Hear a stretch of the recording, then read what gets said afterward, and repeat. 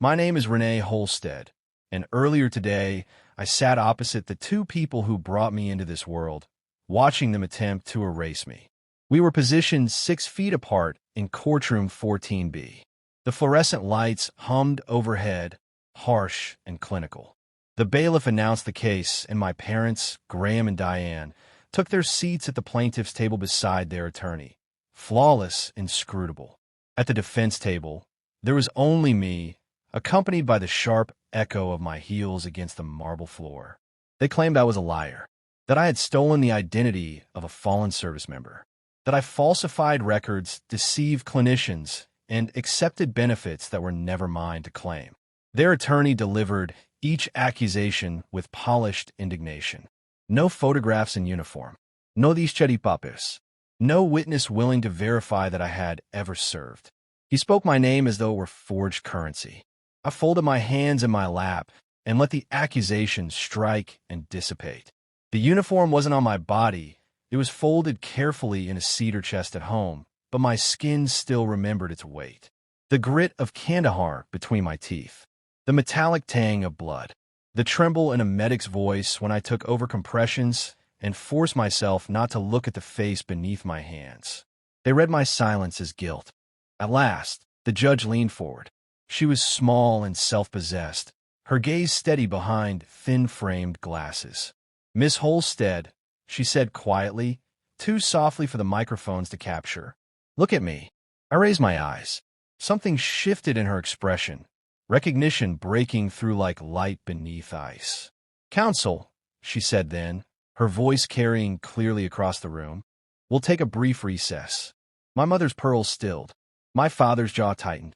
Then Judge Tessa Morales spoke with the calm of someone stating a simple fact. "Because I recognized the defendant. I served with her." The courtroom emptied quickly during recess. Reporters clustered near the exits, but I remained seated until the final footsteps faded. My parents did not glance back. In the version of me they believed in, there was nothing worth turning toward. "Miss Holstead," Judge Morales said, not from the bench, but from a side door, as though stepping out of another life. I followed her into a narrow anteroom furnished with a water cooler and the state seal mounted on the wall. Up close, I noticed a faint scar crossing her collarbone before disappearing beneath her clothing. She met my eyes. "You're still honoring the agreement," she said. "I signed it," I replied. Even now, there was no reproach in her face, only understanding. She let the silence rest between us before asking, "Who was your lead nurse on the pad?" My throat constricted around a name I had kept buried for years. "Captain Maribel Ruiz," I answered. She called the coordinates. She told me not to look down. Morales's expression softened. "That's right." She glanced at her hands, as if she could still feel the sand clinging to them. "You held my artery closed. I remember thinking you were too young to be that steady." Something inside my chest loosened. I didn't cry. I simply drew one full, steady breath. A knock interrupted us. "Judge, we're ready." She straightened, composure settling over her like stone. At the doorway, she paused. "Stay quiet," she told me. "But don't make yourself small." We returned to the stark brightness of the courtroom. My father's attorney was already standing, wearing the smile of someone certain of victory. My mother adjusted her pearls. My father fixed his gaze on the bench, as if negotiation were still possible. Judge Morales took her seat, looked at counsel, and said, "Approach. We're going to correct the record." At sidebar, she did not lower her voice. Each word was measured and cool. "The plaintiff alleges the defendant fabricated her service.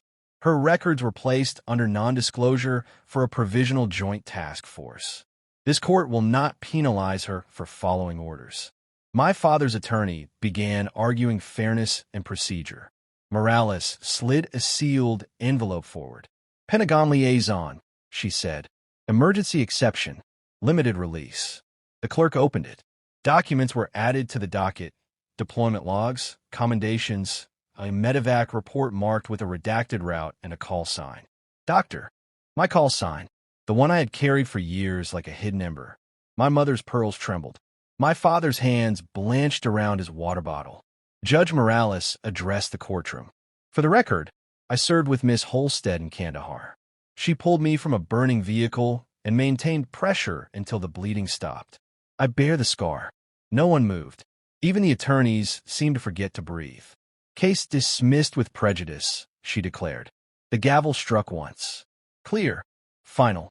My parents left without speaking, their footsteps clipped and decisive, rewriting me through silence. Outside, the humid air clung to the courthouse steps. Veterans I had never met nodded at me, as though we shared blood. Reporters called my name, eager for a headline. I kept my head lowered and walked through it all.